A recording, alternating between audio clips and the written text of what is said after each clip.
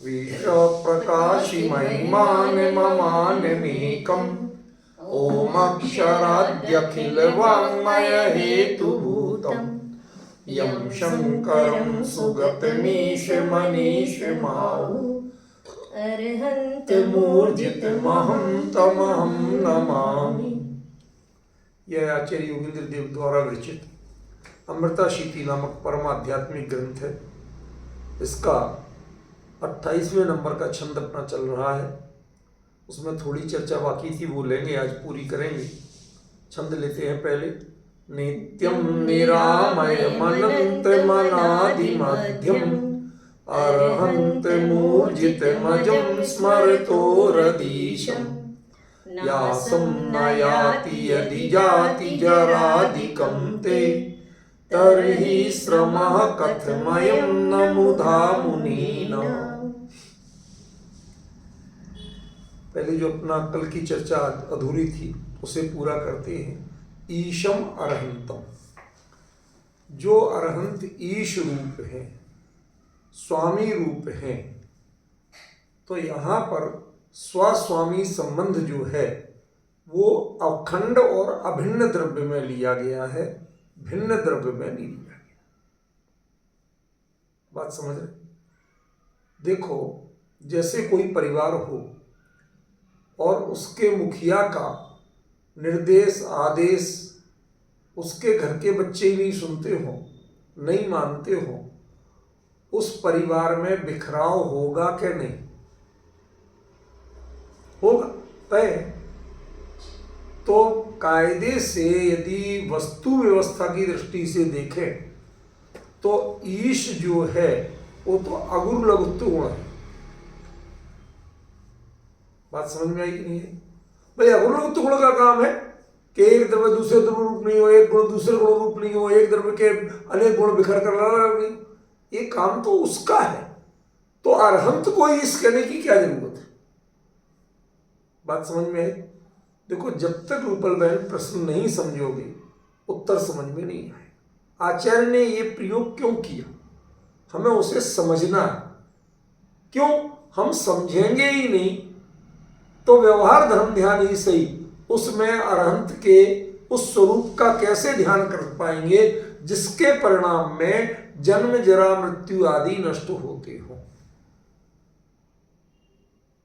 भाई आचार्य ने शर्त भी तो लगा दी कि यदि ये तुम कर रहे हो और उसके बाद में भी ये नष्ट नहीं होते हैं तो मुनिराजों ने जो श्रम किया, इतने ग्रंथ लिखे, समझाए, बेकार गया। तुम्हें सिखाने का फायदा क्या हुआ?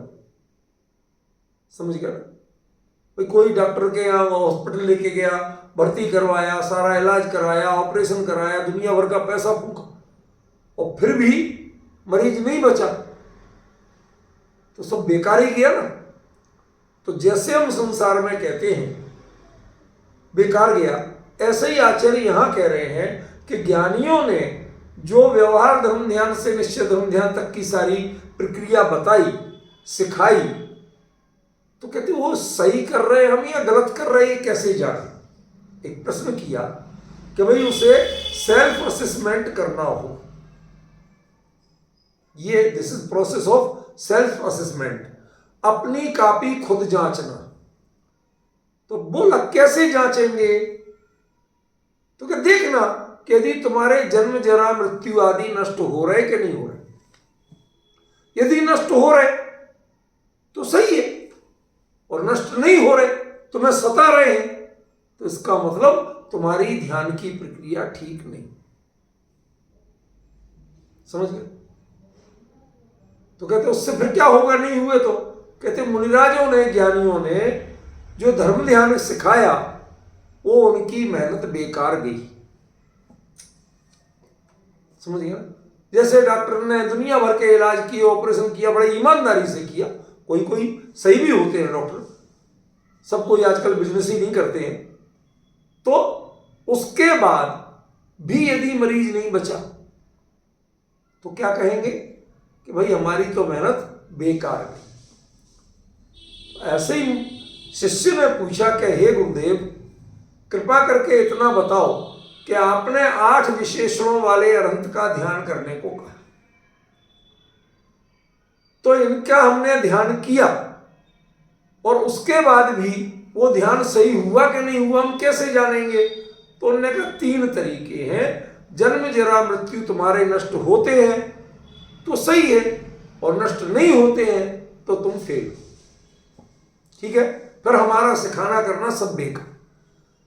अध्यापक कितनी अच्छा पढ़ाए और छात्र फेल हो जाए तो फेल अकेला छात्र नहीं होता है, अध्यापक भी फेल होता है। भाई यही तो कहने में आता है, क्या पढ़ाया क्या सिखाया, बच्चे तो फिर भी फेल हो गए, कहेंगे कि नहीं? तो इसका मतलब है परीक्षा को पास करना यही पढ़ने पढ़ाने की सारी प्रक्रिया का मुख्य लक्ष्य है। वो होता है तो सब सही है और वो नहीं होता है तो सब गलत है। ठीक है, आजकल जैसे नहीं नकली नंबर देके पास करना ही नहीं, ये तो यथार्थ परीक्षण। तो आप अपने जीवन में ये परीक्षण कैसे, ये उत्तर मिलेगा तो ईश का अर्थ समझ में आएगा। पॉइंट समझिए। इसलिए मैं ये कह रहा हूं कि आप परीक्षण कैसे करेंगे कि हमारे जन्म जरा मृत्यु नष्ट हो रहे हैं कि नहीं हो रहे। वर्तमान में हम एक चीज देख सकते हो, उसका नाम है जरा यानी बुढ़ापा। अपनी मृत्यु देख नहीं सकते, देख सकते हो? नहीं देख सकते तो जांचोगे कैसे? और अपना दूसरा जन्म नहीं देख सकते तो जांचोगे कैसे? बचा क्या? बुढ़ापा। तो कहते चलो भाई हम तुम्हें तीनों ही दिखाएंगे, लेकिन पहले शुरुआत यहां से करें। शीर्यन्ते मम गात्राणि तृष्णैका तरुणायते, एक संस्कृत का नीति वचन। ज्यों ज्यों जैसे जुबान को उतना रस आना बंद हो जाता है, फिर भी लालच बढ़ता जाता है। समझ गए? तो शीर्यन्ते मम गात्राणि, शरीर और इंद्रियां ये दिन पे दिन क्षीण हो रहे हैं, लेकिन तृष्णा वो जवान होती जा रही, वो क्षीण नहीं हो रही। समझी कि नहीं? तो आपको बुढ़ापा किसका देखना है, शरीर का या आत्मा का? कायदे से तो आत्मा में बुढ़ापा होता ही नहीं, तो बुढ़ापा नहीं होता तो जन्म भी तो नहीं होता। आत्मा थोड़ी जन्म लेता, वो तो एक देह का संयोग मात्र है, एड्रेस बदलता है, जन्म नहीं होता। और ऐसे एड्रेस ही बदलता है, मरण भी नहीं होता, तो फिर बुढ़ापा भी नहीं होता। तो जब आत्मा में ये है ही नहीं तो आप परखोगे कैसे कि मैं बूढ़ा नहीं हो रहा? पवन जी बात समझ में आ रही? ये बाल सफेद काले होने से कोई बूढ़ा जवान नहीं होता। समझ गए? स्किन में झुर्रियां पड़े या नहीं पड़े, कोई बूढ़ा जवान नहीं होता, क्योंकि ये बुढ़ापे के लक्षण तो देह के हैं, और कायदे से तो आत्मा बूढ़ा होता नहीं। फिर भी मैं कह रहा हूं कि यहां पर जो नष्ट करने को कहा गया वो आत्मा का बुढ़ापा नष्ट करना, वो परख। जब तत्व की चर्चा चले और आपका उपयोग वापस जैसे संजीवनी मिल गई हो ऐसे जागरूक होता है कि नहीं? संसार विषय कसाय की चर्चा चले और तुम्हारा उपयोग उदासीन होता है कि नहीं, बूढ़ा होता है कि नहीं? परखो जरा, टटोलो जरा।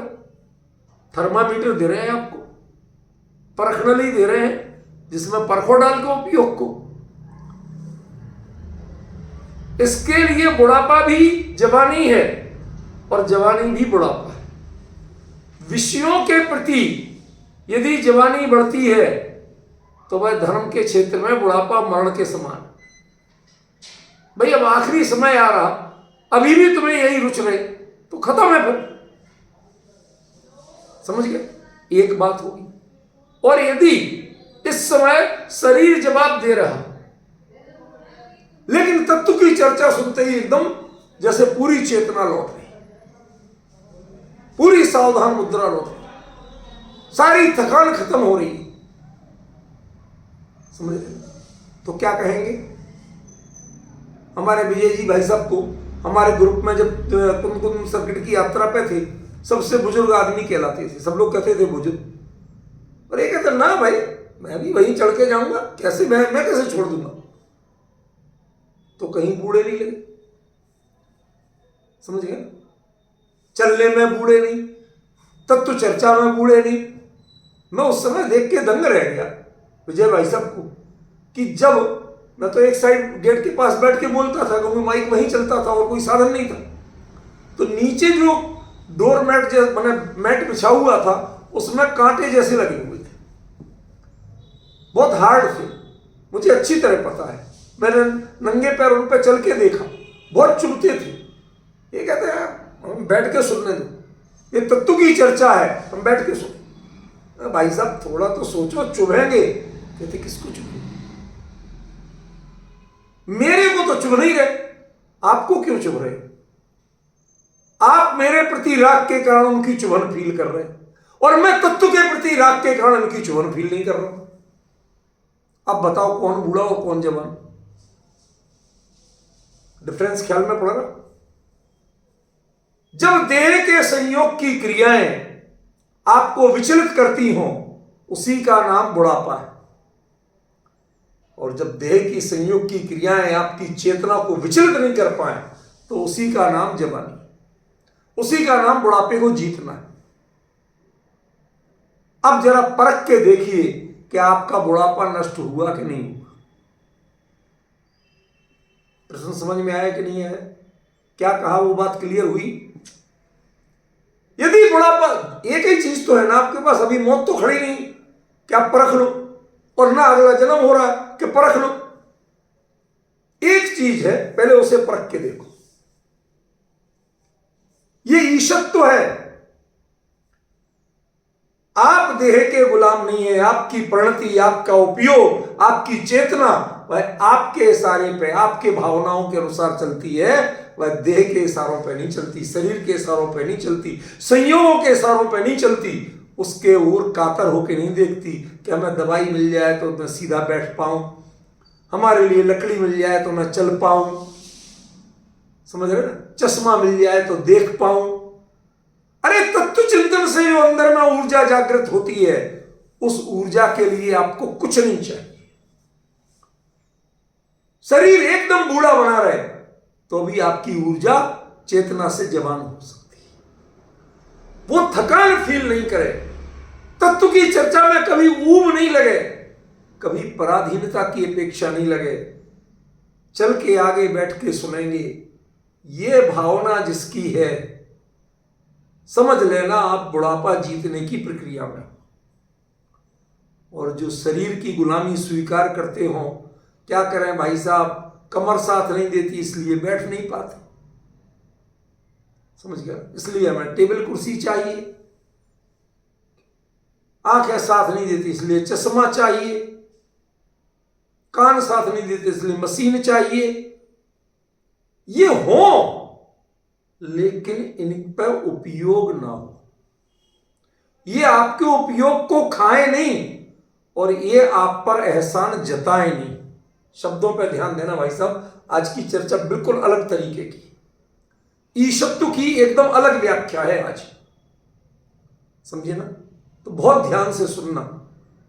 कई शब्द मेरे सिंबॉलिक आते, प्रतीकात्मक आते हैं, यदि नहीं आए तो इशारा कर देना, मैं दोबारा बता दूं। क्या कहा? पहचान, इन स्थितियों में जन्म और मृत्यु जीती आपने या नहीं जीती इसका पता तो नहीं चल रहा, क्योंकि दोनों के प्रसंग आपके पास है ही नहीं, तो जीत कैसे पता करोगे? जब चीज होगी जब तो पता करोगे, ठीक है ना। एक बुढ़ापे का है, यदि ये जीत लिया, आचार्य ने तीनों कहा, ठीक है ना, यदि एक भी हो गया तो बाकी दो भी हो गए, ये मानना। संलेखना की साधना जिसने कर ली, भावना जिसने कर ली, बुढ़ापा जीत, वो मरण को जीतने का और क्या करना भाई? मरण क्या क्या जीतना, मरण के भय को तो जीतना है ना। मरण का भय आपको विचलित नहीं कर पा रहा, बुढ़ापे में इंद्रियों की शिथिलता, शरीर की शिथिलता, वो आपको विचलित नहीं कर पा रही है। कान की मशीन लगती है, लगा ली आपने, लेकिन उस पर एहसान नहीं मानते हो, भैया बड़ी कृपा की, सुनाई दे रहा। आप जो आपके चेहरे पे ऊर्जा दिख रही है, चेतना दिख रही है, ताजगी दिख रही है, वो आपकी चेतना की देन है, वह कान की मशीन की देन नहीं। आंख के चश्मे की देन नहीं है कि हम सब कुछ देख पा रहे हैं। लगा है ठीक, पर उसके बाद जो हम कर रहे हैं देखने का काम, क्या देख रहे हैं, कान से सुन क्या रहे हैं, उससे हम ऊर्जावान हो रहे हैं या इंद्रियों से ऊर्जावान हो रहे हैं, या इंद्रिय विषयों से ऊर्जावान हो रहे हैं। यदि इनकी गुलामी से ऊपर उठकर आप अपने निज आत्म तत्व ज्ञायक भगवान आत्मा के जो ऊर्जा आपको मिलती है, जो चेतना आपको मिलती है, जो अपने आप में एक अजीब सी संतुष्टि लगती है, अजीब माने जीव रहित ऐसा नहीं कह रहा हूं, अजीब माने जो हमें लौकिक में अनुभव में नहीं आती, अद्भुत कह लीजिए आप, उस चेतना का नाम है बुढ़ापे को जीतना।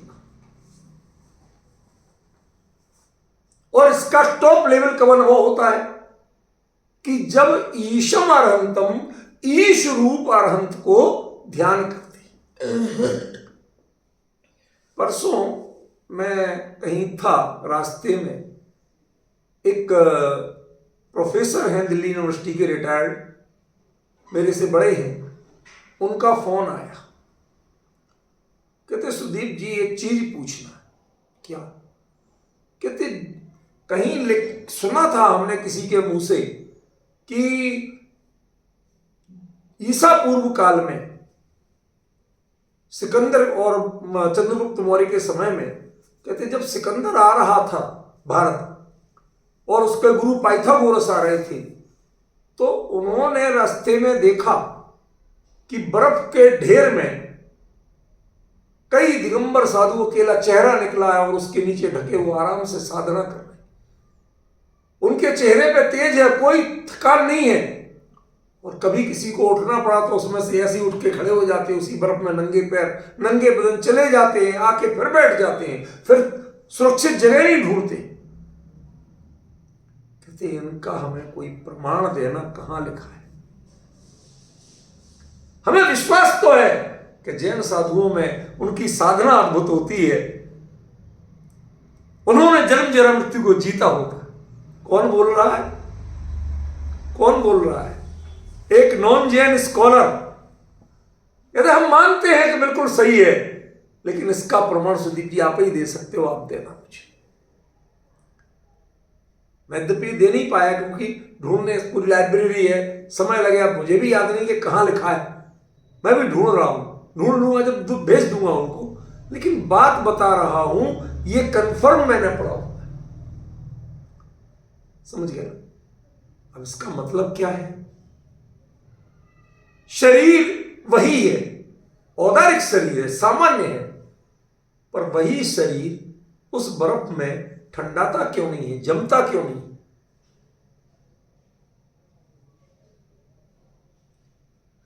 शून्य का तापांक जो है उसे हिमांक बोलते हैं। 0 हो जाए तो पानी जमने लगता है, इसका मतलब यही हुआ। आज भी रसिया, जर्मन, साइबेरिया, ऐसे कई प्रांतों में कई लोग ऐसे हैं जो कहते हैं कि एक निश्चित माइनस टेम्परेचर में -20-25 से नीचे जाने के बाद वो पानी वापस पिघलने लगता है, समझ गया? और उसकी ऊपर बर्फ बनी रहेगी, तोड़ो तो नीचे पानी होता है उतना ठंडा, और कई लोग उस पानी में उतर के नंगे बदन नहाते हैं।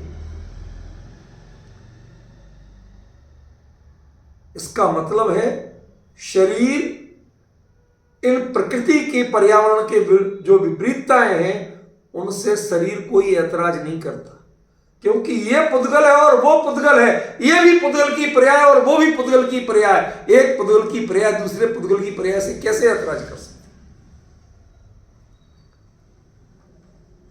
तो कौन परेशान करता है? उसमें मैंने पढ़ा, रूस के राष्ट्रपति व्लादिमीर पुतिन का, उसमें था ही लगभग 50 डिग्री सेल्सियस के पानी में उतर रहे, उसमें नहा रहे, और बाद का उनका स्टेटमेंट था, शरीर मना नहीं करता है, हमारा मनोबल जब कमजोर होता है, थोड़े से शीत स्पर्श से हम घबराते हैं, वो मना करता है, उसके कारण आपको ठंड बैठती है, शरीर को तकलीफ नहीं होती। अब आप डिफरेंस समझ रहे कुछ क्या कहना चाहता हूं? आपका मनोबल, आपका आत्मबल जब परिपूर्ण है तो शरीर के लिए जिन्हें आप विपरीत संयोग कहते हो, शरीर ने उन्हें विपरीत संयोग कहा ही नहीं, आज माने ही नहीं, क्योंकि शरीर में मानने की क्षमता ही नहीं, ऐतराज करने की क्षमता नहीं है। मन जब कमजोर पड़ता है तो शरीर के बाकी इंद्रियां उसके विपरीत काम करने लगती हैं, उसको ठंड लगने लगती है, गर्मी लगने लगती। पर्यावरण से प्रभावित असल में देह नहीं होती है, देह को तो आदत होती है। विजय भाई सब थोड़ा ध्यान से सुनिएगा, देह को तो आदत होती है, पुद्गल पुद्गल से एडजस्टमेंट करके रहता है। कैसे? आइए जैन साहब, दो व्यक्तियों में लड़ाई थी, दो अरबपतियों में, दोनों अपनी अपनी गाड़ी में आते थे, मीटिंग में जाके एक दूसरे के विरुद्ध लड़ते थे, लेकिन दोनों के ड्राइवर एक साथ बैठ के खानी खाते थे, एक बनाता था और दोनों खाते थे। मैं खैनी खाने को अच्छा नहीं कह रहा हूं, तो मात्र दृष्टांत दे रहा हूं। मतलब क्या हुआ भाई, वो हम तो ड्राइवर हैं, हम किस बात का विरोध करें, हम गाड़ी चलाते हैं। जिनको कषाय है वो विरोध करें, जिनको नफा नुकसान हो रहा है वो विरोध करें। हमें तो बंधी बंधाई सैलरी मिल रही है, चाहे इधर जाओ चाहे उधर जाओ, हम विरोध किसका करें? हम तो उनको भी सैल्यूट करते हैं और इनको भी सैल्यूट करते हैं, उनको भी साहब कहते हैं, इनको भी साहब कहते हैं। कहते विकृतियां सावों में होती हैं, ड्राइवरों में नहीं होती। ये शरीर तो ड्राइवर जैसा है, व्हीकल जैसा है, ये किसी को अच्छा बुरा नहीं मानता, किसी को मित्र और शत्रु नहीं मानता, इससे किसी की लड़ाई नहीं है। लड़ाई है आपके उपयोग की, कि आप देह की गुलामी में चलना चाहते, इंद्रियों की गुलामी में चलना जीना चाहते हो, या आप अपना निर्णय स्वतंत्र रखते हो, अपने को चैतन्य रूप मान के परिपूर्ण मानना चाहते हो। जिस समय इसकी गुलामी से आप अपने उपयोग को आजाद कर लेते हो, वो आपके कंट्रोल में आ जाता है, उसी क्षण ईशम अरहंतम का ध्यान सार्थक हो जाता है। यदि आप बात बात में रोते हो, भाई साहब तबीयत ठीक नहीं है, भाई साहब पीठ में दर्द, भाई साहब आंख बहुत जो इंद्रियों के लिए और शरीर के लिए खेद व्यक्त करते रहते हैं, संयोगों में परेशान होते रहते हैं। कोई कहता भाई साहब पैसा नहीं, कोई कहता भाई साहब ऐसे बच्चे नहीं मानते बात। ये जितना रोते हैं, तय समझ लेना कि आपने ईशम अरहंतम का आज तक ध्यान नहीं किया। चाहे जितने चाहे आपने प्रक्षाल किए हो, पूजन किए हो, पवन जी कहां गए, कोई फायदा नहीं। अरिहंत का वो व्यवहार धर्म ध्यान नहीं है। जब तक अरिहंत से कुछ नहीं सीखा, तब तक उनकी प्रतिमा को पहुंचने से धर्म नहीं हो जाएगा। मैं प्रक्षाल पूजन का विरोधी नहीं हूं, नित्य नियम करता हूं, लेकिन उससे कुछ वो चीज पाने की आशा नहीं करता हूं जो दुनिया करती है। ना पुण्य चाहता हूं, ना भोग चाहता हूं, वह परम योग चाहता हूं। जैसे आप परम योगी बने, ऐसे योग की भावना देशता जेनी दशा वर्ते देहातीत, वो परिणति मेरी प्रबल हो, मात्र यह चाहता हूं। और वो भी उनसे नहीं मांगता हूं, सीखने की कोशिश करता हूं। एक एक शब्द पे ध्यान देना, वो भी उनसे नहीं मांगता। हम पूजन की उन पंक्तियों से सहमत नहीं है कि पर का कुछ नहीं चाहता, चाहूं अपना भाव। तुम्हारा भाव उनसे क्यों चाहते हो? तुम्हारी चीज करो, सेल्फ कंट्रोल। चाहने से थोड़ी होगा, ये चाहने की वस्तु नहीं है। ज्ञायक भाव, ज्ञाता भाव, ये चाहने की वस्तु नहीं है, ये तो अपनाने की वस्तु, ये अपनाने की प्रक्रिया है। आप अपनाओ ना, किसने रोका? बात समझ में आई क्या कहना चाहता हूं? विजय भाई साहब क्लियर हो रही ना? ये ईशम अरहंतम जो कहा, उसमें बहुत गजब की गहराई है। अरिहंत को अपने एक एक कितने गुण, कितनी पर्यायें कितना कंट्रोल। हम एक वस्तु देखते हैं और राग द्वेष के बिना नहीं जान पाते, और वो लोकालोक के सकल द्रव्य और उनकी त्रिकालवर्ती पर्यायों को एक साथ देखते हैं और रंच मात्र भी डिस्टर्ब नहीं होते। कभी कभी रशियन जिम्नास्ट की आप करतब देखिए, एक रस्सी पर एक पहिए से एक पहिए की साइकिल चला रहे उसी पे, और कितनी आसमान में जैसी रस्सी टंगी उस पे चल रही, और उसी में करतब दिखा है। उछल जाती है, गोल घूम जाती है, वापस बैठ जाती है और चलती रहती है। हम तो उधर से देख देख के हमारी घबराती कि अब गिरे और तब गिरे, और उसे कोई फर्क नहीं पड़ता। अपने आप पर इतना कंट्रोल है, इतना कंट्रोल है कि वो हंसती रहती है, उसे कभी भय नाम की चीज नहीं दिखी। कितनी गहराई है नीचे, गिरेंगे तो क्या होगा, कुछ नहीं, ये विकल्प ही नहीं आता। समझिए, तब जाके वो अपना कर्तव्य कर पाती है। यदि ख्याल आ जाए तो नहीं कर सकती। इसका हमारे प्रथमान योग में एक सुंदर दृष्टांत दिया है, अपने शास्त्रों से बोलता हूं। एक नटी थी, नटी तो समझते हो, जो बांस वगैरह पे ऐसे, तो वो इस हाथ पे और सिर पे मटके, और मटके के ऊपर मटके ऊपर उसके ऊपर दिया लेके, और वो रस्सी पे उधर से उधर तक चलती थी, उधर से उधर तक चलती थी। दो दो बांस, उन पे रस्सी बंधी, कोई बड़ा ठोस स्ट्रक्चर नहीं था, और उसके उपयोग को डिस्टर्ब करने के लिए नीचे डम डम डम डम डम डम बजाता रहता था। समझ गया? उसे कोई फर्क नहीं पड़ता। वो मुस्कुराती हुई इधर से उधर यूं यूं हिलाते हुए सारे, ना एक मटका गिरा, ना दिया बुझा, कुछ नहीं होता था, आराम से करती जाती थी। तो राजा ने कहा, भाई ये इधर से उधर 7 बार आएगी जाएगी, तो इसे मुझे 1 लाख सोने की असरफियां देना पड़ेंगी। उसने अपने मंत्री से कहा, भाई घाटा हो जाएगा यार, मैं तो विश्वास ही नहीं था, ये तो 5 बार चल चुकी, 2 बार और चलना है, 7 बार होते ही मुझे देना पड़ेंगे। बोले, महाराज अभी देखो। वो झोपड़ी में गया, उसकी बच्ची को लाया और उसकी बच्ची का कान तोड़ दिया जोर से। जो उपयोग निजाधीन था वो उपयोग पराधीन हो गया और गिर गई। किसने गिराया? उसे कला आती थी, 7 बार क्या 70 बार चल सकती थी वो, लेकिन वह निजाधीनता से कला सार्थक होती थी, पराधीनता से नहीं होती थी। अपने ऊपर सेल्फ कंट्रोल चाहिए। दुनिया क्या कर लेगी, संयोग क्या कर लेंगे, कर्म का उदय क्या कर लेगा। समझ में आया है कुछ? कौन भाई साहब, क्या कह रहा हूं, समझ में आ रहा है? ये अरहंतम ईशम, अरहंत में वो ईश बना देखो, तुम्हें कितना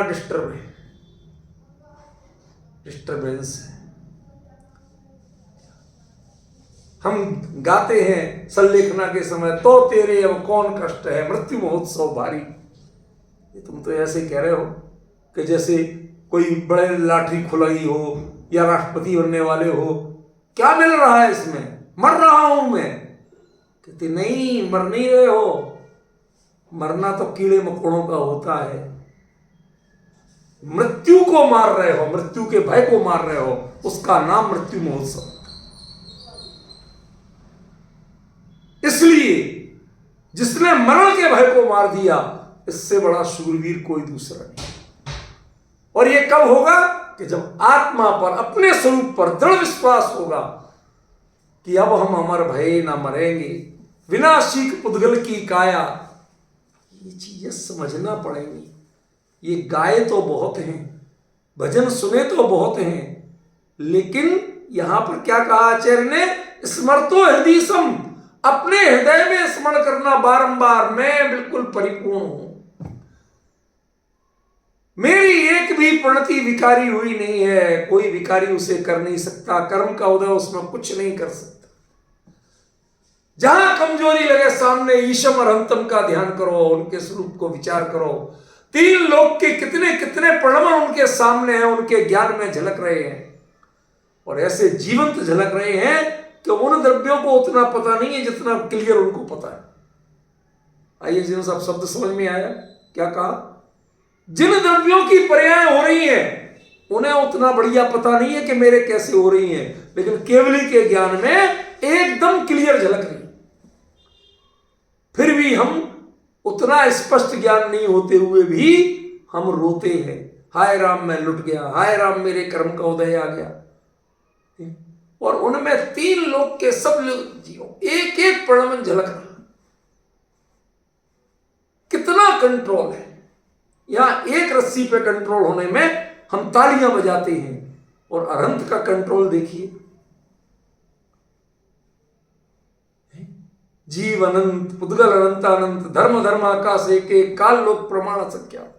ऐसे अनंत अनंत द्रव्य, उनकी त्रिकालवर्ती अनंत अनंत पर्यायें, वो सब जो जाने एक समय में एक साथ जाने ऐसा केवल ज्ञान नाम का की पर्याय, और ऐसे प्रसिद्ध केवल ज्ञान आदि पर्याय जो है उनका धारी एक ज्ञान नाम का गुण, और ऐसे प्रसिद्ध ज्ञान आदि अनंत गुणों का धारी ये भगवान आत्मा, तो किससे कातर होता है? तू ईश है, तू स्वामी है, तू परिपूर्ण है।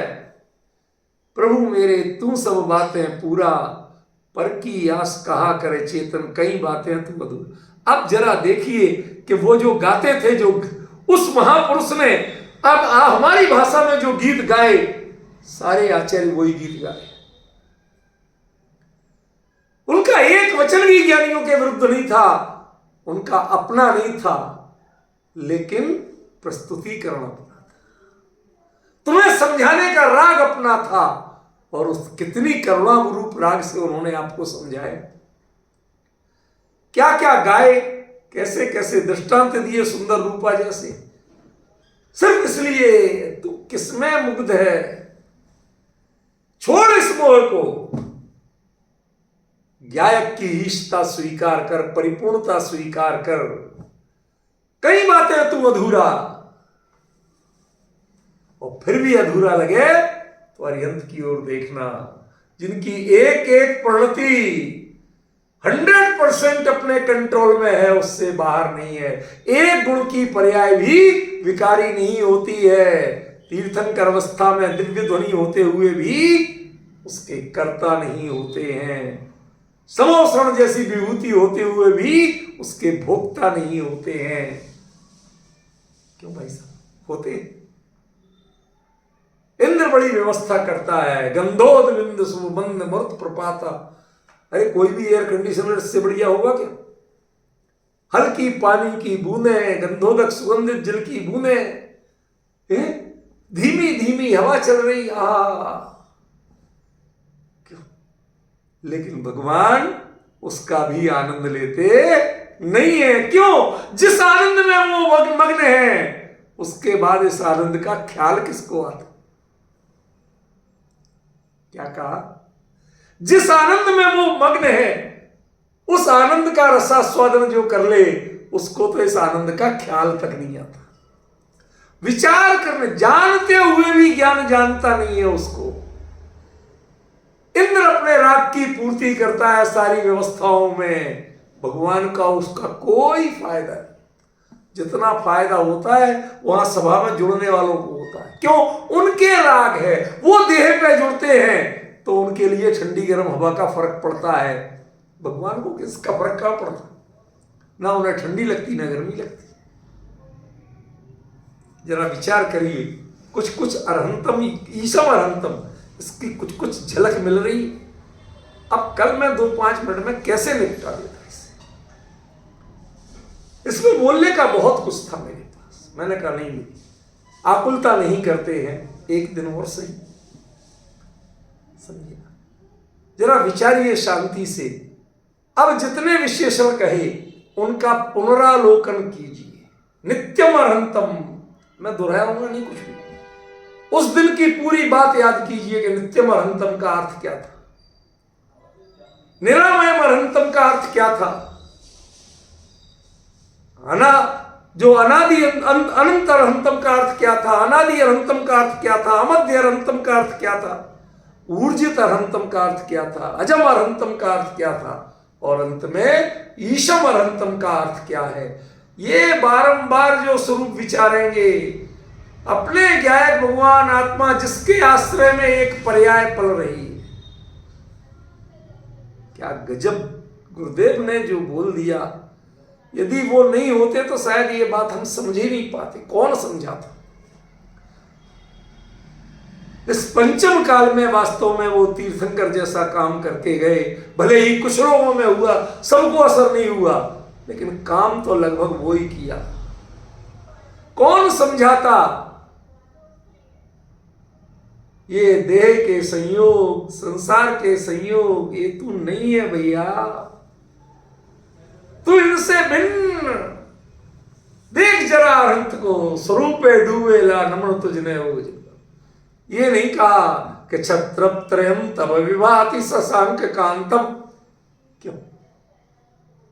ना भामंडल की चर्चा की, ना तीन छत्र की चर्चा की, ना परमोदारिक शरीर की चर्चा की, ना गंधकुटी की चर्चा की, ना 64 चमर की चर्चा की। क्या देखा अंत में? स्वरूपे डूबेला नमन तुझने। वो परिणति, वो एक समय की परिणति जो पुज रही है, उसका जो धनी है ना, वो ज्ञायक भगवान आत्मा है। उसकी महिमा जान क्या होगी? वो किससे हारेगी और किससे विचलित होगी? हो सकती है विचलित, हार सकती है, किसी के पराधीन हो सकती है। तो जंगल में रह के निजानंद में मंगल मनाते हैं। बाहर में कोई जीव किसी को मार के खा रहा, उनको कोई बेचैनी नहीं। हम जरा सा देख लें और विचलित हुए बिना नहीं रहते। क्यों? हम अपने स्वामी हैं ही नहीं, हमारा अपने पर नियंत्रण है ही नहीं। इसलिए कहा ईशम अरहंतम ध्याय, तुम ईश रूप अरहंत का ध्यान करो। ये देह के ध्यान से, देह के पॉइंटों के ध्यान से, श्वासोच्छ्वास निरोध, इन सबसे तुम्हारा कल्याण होने वाला नहीं।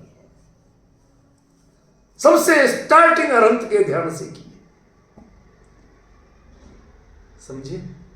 आज जितने भी ध्यान कराने वाले हैं, वो आपको बॉडी से ध्यान कराना शुरू करते हैं, इनके अलग अलग पार्टों से ध्यान कराना शुरू करते हैं।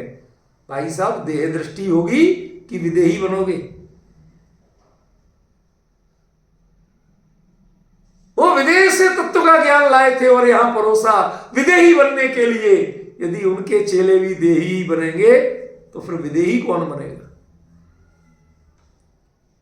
ये विदेही होने के गीत मत गाइए, विदेही होने का अभ्यास कीजिए।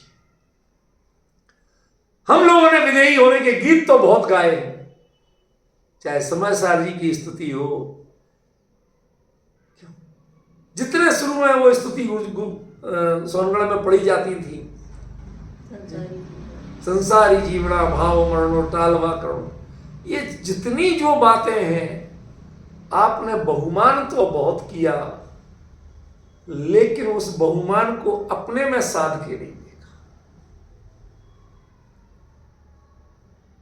ये बात जो बोली जा रही है, किसके बल पे बोली जा रही है? ये सेल्फ कंट्रोल है या देह के पॉइंटों का ध्यान करके बोल रहे हैं? समझिए, हमें बड़ी तकलीफ होती है जब हमारे साधर्मी भाई शरीर के पॉइंटों इधर उधर। मैंने भी आपको उस दिन यहां तक बताया था, वो सिर्फ सिस्टम की क्लीनिंग का तरीका था, वो ध्यान का तरीका नहीं था। क्या? जैसे कोई बांसुरी बजाए और बांसुरी में कुछ अंदर अड़ गया हो तो स्वर सही नहीं निकलता। वो स्वर सही नहीं निकलता तो सबसे पहले वो बांसुरी को साफ करता है, उसमें ब्रश वगैरह कुछ डाल के अंदर तक पूरी साफ करता है और फिर बजाता है। सही स्वर निकले, बस अब सही। वो सफाई जो है वो स्वर की साधना नहीं है, वो स्वर की साधना की पीठिका तैयार कर। समझ गए ना? ऐसे जो दशम मार्ग का बरोपदेश था वो मात्र अपने आप को थोड़ा उस लेवल पे तो ले जाओ कि जहां से तुम्हें पता चलना शुरू हो। अभी तो तुम्हें दिखाई नहीं रहा। समझे? जैसे इंडिया से कहीं है एवरेस्ट नहीं दिखती है, अकेले दार्जिलिंग में टाइगर हिल है, उस पॉइंट पे जाओ तो सुबह सुबह सामने एवरेस्ट दिखती है। समझे? उस ऊंचाई पे पहुंचना पड़ेगा। तो ये उस ऊंचाई तक पहुंचाने का तरीका है, पर ये एवरेस्ट देखना नहीं। ईशत्व शक्ति को जानना है तो वो पहली भूमिका की बात वो तो जरा सी है, नाम मात्र है। समझ गए ना? जो आपकी प्राणवायु है उसको सही पॉइंट तक पहुंचाना है, ताकि जो इतना जंग कड़ा पड़ा है वो जंग साफ हो जाए, बस इससे अधिक कुछ नहीं। उसके बाद जो आप सिस्टम फिट हो गया तो करना क्या कि ध्यान तो यहां से शुरू होता है। अरिहंत का ध्यान करना। कैसा ध्यान करना? कि नित्यम अरंतम निरामयम अरंतम। जो इस पर जितना बोला है एक एक पॉइंट को ध्यान करो कि नित्य अरंत का अर्थ क्या है, निरामय अरंत का अर्थ क्या है, अनंत अरंत का अर्थ क्या है, अनादि अरंत का अर्थ क्या है, अमध्य अरंत का अर्थ क्या है, ऊर्जित अरंत का अर्थ क्या है, अजम अरंत का अर्थ क्या है। और उसके बाद ईशम, ये सबसे इंपॉर्टेंट जंक्शन है। यहां आके आपको अपनी गाड़ी बदलना है। हे प्रभु, जैसे आपके अपने स्वरूप पर पूर्ण नियंत्रण है, एक परिणति, तीन लोक के सारे पदार्थों को जानते हुए, सारी परिणतियों को जानते हुए, एक क्षण को भी उनसे प्रभावित नहीं होती, ऐसा ईशत्वपना, ऐसी अर्हता, ऐसी योग्यता, ऐसी क्षमता मेरी प्रणति में भी प्रकट हो, इसका नाम है ईशम अरहंतम। और जब ऐसे अरहंत का ध्यान कर लोगे तो उसके बाद टटोल के देखना कि बुढ़ापा तुम्हें कितना सता रहा है, इंद्रियां तुम्हें कितनी सता रही हैं, संयोग तुम्हें कितने सता रहे हैं।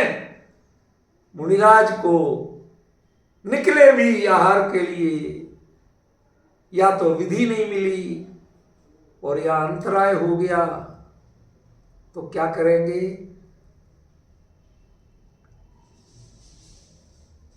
हम सब संक्लिष्ट होते हैं। अरे आज महाराज जी के अंतराय हो गया, सारे गांव में मतलब किसी के भोजन गले नहीं उतरता, महाराज जी का अंतराय। लेकिन महाराज जी से पूछो क्या हुआ, मुझे तो पता ही हुआ, तो अच्छा हुआ। क्यों? एक ही निवाला ले पाए थे, अंतराय हो गया। कहती तो अवमोदन ही हो गया, अनशन छोटा था पे, अवमोदन ही बड़ा था। कहते मजा आ गया। उससे विचलित नहीं होते हैं। उसमें भी जैसे आजकल एक डायलॉग चलता है, आपदा में भी अवसर खोजना। हम आपदा से विचलित होते हैं, वो आपदा में अवसर खोजते हैं। वो ऊपर के लेवल का तप करने लगते हैं। समझ गए ना? ये चीजें सीखिए। ये सेल्फ कंट्रोल का काम है।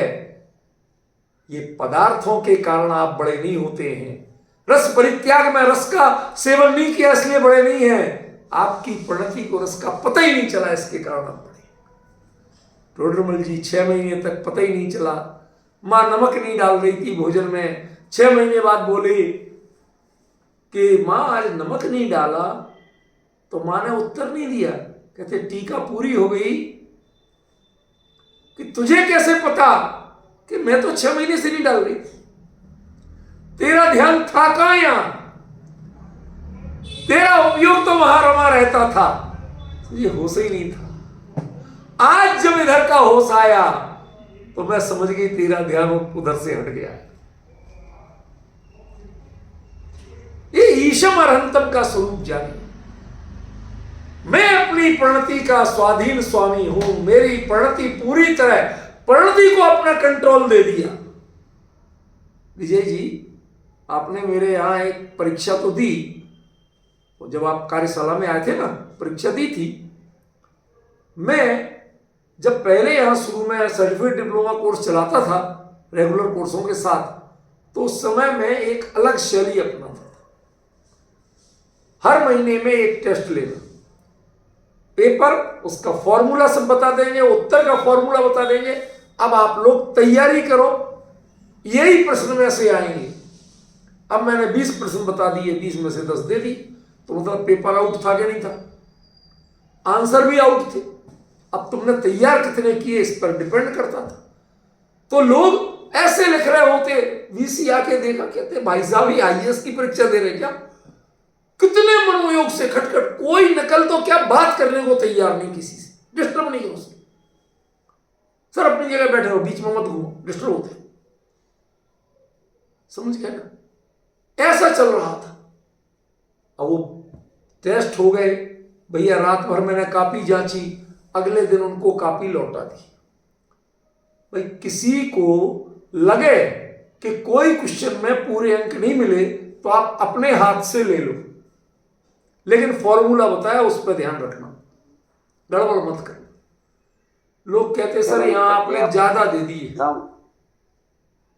लोग कहते यहां आपने ज्यादा दे दिए, इस पे आप आधा नंबर और काट लो। हमने कहा अच्छा तुम्हें इंप्रूवमेंट का एक अवसर देते हैं। विजय जी ध्यान से सुनना, ये इंप्रूवमेंट का अवसर। मैं कहता कि ये प्रश्न पत्र यही है, इसके हर प्रश्न का उत्तर आपको लिखना है, घर से लिख के लाना, 2 दिन की छुट्टी, खूब नकल करना कॉपी किताब से। लेकिन एक चीज ध्यान रखना, यदि 1 नंबर का गलत होगा तो 2 नंबर कटेंगे, नेगेटिव मार्किंग होगी। अब खूब निकल करो। वो कहते एक बार ये टेस्ट लेने के बाद कहते साहब उसमें तो फिर भी नंबर मिल जाते थे। एकदम गर्म नहीं होता पानी, तो ऊपर खुला भी रहता है, थोड़ा सा इधर पैक रहती है उसको। आपको सेल्फ असेसमेंट करना है। ये ईशम अर्हंतम सेल्फ असेसमेंट टेस्ट। देखो अपने को, आपका आपकी परिणति पे कोई नियंत्रण है कि नहीं। आपकी परिणति आपके कहे चलती है कि संयोग और संयोगी भावों के कहे चलती है। औदिक भावों के अधीन है ये, या कहीं पारिणामिक भाव के से तालमेल करती है। पूरा नियम सार का वो परम शुद्ध अधिकार पढ़ लेना, उसका निष्कर्ष निचोड़ दे रहा हूं। क्या अपनी परिणति को देखो, ये औदिक भावों के अधीन है, छायोपश्रमिक परिणति पे गर्व करती है, औपाधिक भाव रूप रहती है, या पारिणामिक भाव से तालमेल करती है। किसकी उंगली पकड़ के चल रही है ये देख लो। पॉइंट समझ में आया? सचिन समझ रहा है भाई? किसकी उंगली पकड़ के चल रही है आपकी परिणति? बाकी यदि देह की उंगली पकड़ के चल रही है तो इसको ध्यान नहीं कहते। समझिए, ये तो बांसुरी को, हारमोनियम को सब ठीक ठाक करना, ये कोई म्यूजिक कंपटीशन नहीं है, इसे संगीत की साधना नहीं कहते। ये तो फिट करना पड़ते हैं, साफ सुथरे करना पड़ते हैं, ताकि उनकी परफेक्ट स्वर निकले।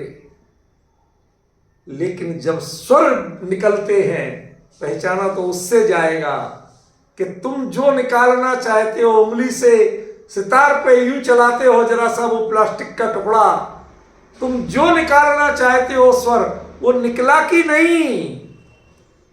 ये सिस्टम, संगीतकार कब हो कि ये सिस्टम तुम्हारे परिणति के अनुसार, तुम्हारे भावों के अनुसार काम करे। और यदि क्या करें, हम बजाते कुछ है, उसमें निकलता कुछ है, उसमें कुछ नहीं निकलता है। तुम यदि सही जगह बजाओगे तो सही ही निकलेगा। समझिए भैया? इसलिए अपनी परिणति के तारों को प्रॉपर कसो। देखो और उसके बाद इनके जरा सा एक बार हाथ लगा के देखो, सारे स्वरों का जब एक मंत्र मुग्ध करने वाला संगीत गूंजेगा तो आप कहोगे हाँ भाई ये ठीक है। ऐसे ही संसार के संयोग कुछ भी बने रहे, औपाधिक भाव कैसे ही बने रहे, औदैहिक भाव कैसे बने रहे, क्षयोपशमिक भाव कैसे बने रहे, क्षयोपशमिक भाव का गर्व नहीं हो, औदैहिक भावों से विचलित नहीं हो, हर स्थिति में मेरी प्रणति मेरे अधीन बनी रहे, मेरे नियंत्रण में बनी रहे, ज्ञायक से तालमेल करती हुई बनी रहे, ज्ञाता भाव की साधना करती हुई बनी रहे, इसका नाम अरिहंत का ध्यान है। और जिस दिन ये कर लोगे उसके बाद बात करना कि नासम न याति दी जाति जरा दिगमते, बताइए बुढ़ापा कितना सता रहा है कि मुझे नहीं पता। संलेखना की साधना और क्या होती है? यही संलेखना की साधना है। जिसने ऐसा समझ लिया उसको कहो कहते मेरे कफ घरघरा रहा है, कहते घरघरा रहा हो, मेरा उपयोग कफ पे है ही नहीं। समझ रहे हो भैया?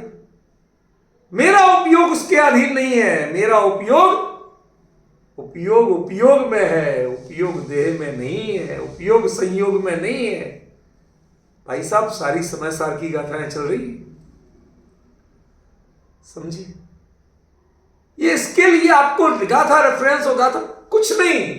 जब आप सारे ग्रंथों के सार अपने जिस मस्ती में चलता जाए और उसका एक एक का भाव, जैसे सरस्वती सामने हाथ जोड़ के ज्ञानियों के शब्दों को लिए खड़ी रहती थी, ऐसे आपको पूरी जिनवाणी में जितना स्वाध्याय किया, जब आपको जो भाव चले, जो चिंतन चले, उसमें सारे शास्त्र ज्ञानियों के वचन वो जैसे सामने साक्षी होकर उपस्थित रहे, उसका नाम स्वाध्याय। तब जानना कि हमने कुछ पढ़ा, वरना तो आपने दीनता में सुना है। जैसे क्षमा करना मेरे शब्दों को, आज के अधिकांश विद्वानों की हालत बता रहा हूं कि जैसे साइकिल पे शोरूम जाने वाला एक व्यक्ति वो गाड़ी के हर फंक्शन की क्वालिटी खरीदार को बताता है। वो गाड़ी भी हैरी गैरी नहीं, मर्सिडीज की, BMW की, इसका ये सिस्टम ऐसे काम करता है सर, इसमें इतना ये फायदा। उससे पूछा भैया तूने कभी ये फायदा देखा? साहब काहे को मजाक उड़ा रहा हूं, साइकिल पे चलने वाला, इसकी बताता तो हूं लेकिन ये गाड़ी कभी चलाई नहीं, इसमें बैठने की औकात मेरी नहीं, बस बताता हूं। ऐसे ये विद्वान शास्त्र की गाथाएं और पंक्तियां उनकी विशेषता बताते तो हैं, कभी उनमें अपने आप को जोड़ने का काम नहीं किया, अपनी प्रणति में उनको तलाशने का काम नहीं किया। एक बार जब तक अपने चिंतन में, अपनी प्रणति में उसे नहीं तलाशना सीखोगे, तब तक शास्त्र शास्त्र में रहेगा, उपयोग शास्त्र में नहीं जाएगा, ना शास्त्र उपयोग में आएगा। उपयोग के दो अर्थ, शास्त्र उपयोग शास्त्र में नहीं जाएगा, अर्थात आप उसे सही समझ नहीं पाओगे, और शास्त्र उपयोग में नहीं आएगा माने जीवन में आपके काम ही नहीं आएगा। समझ गए? इसलिए ईशम हंतम, पहले अपनी प्रणति पर अपना कंट्रोल सीखो। तुम ज्ञाता भाव की आराधना कर रहे हो तो तुम कर्ता भोक्ता भाव पर मत जाओ, वो तुम्हारा स्वरूप नहीं है। ये औपाधिक भाव का स्वरूप है। ये औदिक भाव तुमको एक कर्ता भोक्तापना सिखाता है, ज्ञायक भाव नहीं सिखाता, ज्ञाता भाव नहीं सिखाता। उसमें तो ये चीज है ही नहीं। तुम्हें आराधना करना है तो ज्ञाता भाव की करना है, और आराध्य बनाना है तो अनंत को क्यों, फिर अपने ज्ञाता भाव को क्यों नहीं? कह इसलिए कि तुम्हारी अभी तबीयत नासाज है, प्रणति कमजोर है, लड़खड़ा के गिर जाते हो, तो आपको किसी की उंगली का सहारा तो चाहिए। मुक्ति के साधक देश वृत्ति मुनीश, तिनकी अवस्था तो निरावलंब नहीं। सच कहता हूं, मुझे ज्यादा याद नहीं कर, वो जो चर्चा चलती है उसमें अपने आप जैसे घूम के अपने आप वो सारी चीजें आ जाती हैं, कभी उन्हीं मूल पंक्तियों में आती है, कभी भाव के रूप में आती है, पर वो सब चलता है। इस चीज का आनंद लेना सीखिए। और ऐसा जब तादात्म्य भाव आपका अरहंत के प्रति होगा तो एक बार ये 8 विशेषण युक्त अरहंत मंदिर जाके खड़े होना अकेले, बिल्कुल सुनसान, टिकटकी बांध के देखना कौन से अरहंत नजर आते हैं, नित्य अरहंत नजर आते हैं कि निरामय अरहंत नजर आते हैं। क्या देख पाए आज तक आप? सहसा उत्तर कलसा श्री जी के सिर ढुरे, यही देख पाए। कितने कलश ढुले, किस आकार के कलश थे, कौन चमड़ डुला रहा था, आज तक अरहंत के पास नहीं पहुंच पाए तुम, आज तक अरहंत को नहीं देख पाए तुम। अरहंत तो 8 प्रकार के होते। विजय भाई साहब, अरहंत कितने प्रकार के होते हैं?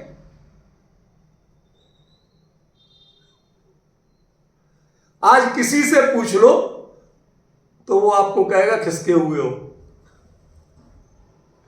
बावड़े हो गए, पता ही नहीं है कहां है। अरे उपसर्ग केवली कहे और दूसरे दूसरे बताए, उसमें ये 8 प्रकार कहां है? कहते भैया वो पोथियों में लिखने के प्रकार हैं और ये प्रणति पे लिखने के प्रकार। पोथियों में कुछ और लिखा जाएगा और प्रणति पे कुछ और लिखा जाएगा। बहुत साल हो गए, मैं जब जयपुर पढ़ता था, शायद उपाध्याय में या शास्त्री प्रथम वर्ष में, तब की बात है। एक धर्मयुग नाम की पत्रिका आती थी, टाइम्स ऑफ इंडिया ग्रुप की थे। तो उस पत्रिका में एक आर्टिकल आया, आर्टिकल क्या, व्यंग लेख था। उसमें लिखा खर्चा खुराक जानवरान।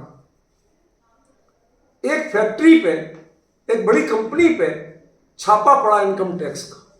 वो सारी फाइलें टटोल रहे थे, देख रहे थे क्या। तो एक फाइल मिली, उसमें लिखा हाथियों के लिए इस महीने में मैंने 2.5 करोड़ रुपए खर्च किए खाने पे उनके, ऊंटों के लिए इतने खर्च किए, गधों के लिए इतने खर्च किए, सुअरों के लिए इतने खर्च किए। तो उन्होंने पूछा कि भाई तुम्हारे यहां हाथी है कि नहीं है, तुम्हारे यहां ऊंट है कि नहीं है, गधे हैं कि नहीं है, सुअर पालते को नहीं, तो इनका खर्चा कहां से डालते हो? कहते भाई साहब क्या लिखूं, किस मंत्री का नाम लिखूं, उनको हाथी कहते हैं हम, किस अधिकारी का नाम लिखूं जिनको हम ऊंट कहते हैं, किस कर्मचारी का नाम लिखूं जिसको हम गधा कहते हैं, और कौन चपरासी का नाम लिखूं जो घुसने नहीं देता उसके बिना, जिनको हम कहते हैं। कैसे लिखूं, उनके नाम लिख दूं, आप पास कर दोगे? अरे नहीं, यही रह दो, आपके खर्चा खुराक जानवरान चल रहा है। परिणति को देखो कहां जा रही है, किस खतौनी में डालोगे इस परिणति को? कौन हो तुम, कहां जी रहे हो? क्या ये अनंत का स्वरूप है? समुद्घात केवली, क्यों उपसर्ग केवली? अरे समुद्घात और उपसर्ग किसका होता है? समुद्घात ज्यादा ज्यादा आत्मा के प्रदेशों को कह लो, तो प्रदेश भी वास्तव में चैतन्य नहीं है। आत्मा का लक्षण प्रदेश नहीं है, आत्मा का लक्षण संख्यात प्रदेशीपना नहीं है, आत्मा का लक्षण तो चैतन्य है। यदि वो हमारा लक्षण है तो इनकी पहचान आप हमें क्यों कराते हो? अरिहंत मात्र 8 प्रकार के होते हैं। अब बताइए, किसी से पूछ लेना और वो बता दे कि 8 प्रकार के अरिहंत, तो जानना हम ध्यान करने गए हैं, हम आराधना करने गए हैं कि हम बही खाते करने गए हैं उनकी। वो सेठ बोला भाई साहब हमें तो अपनी फैक्ट्री चलाना। अब आप जानते हैं मंत्री भी आते वो भी मांगते, अधिकारी भी आते वो भी मांगते, कर्मचारी भी, सबको चाहिए। तो वो खर्चा कहाँ डालें? तो हमने इनमें डाल रखा है। ऐसे इस जीवन का बहुत सा भार हमारे कौन खा गए सबके खाते में डालने के बाद फिर देखना कि कमाई कितनी हुई। जितना अपने पे गया, जितना अपने कंट्रोल में गया, बस वही तुम्हारी अरिहंत की आराधना है, बाकी अरिहंत की आराधना नहीं है। जल से अर्घ्य तक जो कुछ चला रहा है वो रंत की आराधना नहीं, वो तो बाधक तत्वों का त्याग करना है। जल पे उपयोग जाता था, जल का त्याग, चंदन पे जाता था, वो तो सब जो डिस्टर्ब कर रहे थे उनको हटाना है। उसके बाद की जो जयमाला है वो आपकी विजय की माला है, विजय की गाथा है, वो है ज्ञाता भाव, और दूसरा कुछ नहीं हो सकता है। ये चर्चा आज अब पूरी हुई, बाकी अगला छंद कल से शुरू होगा।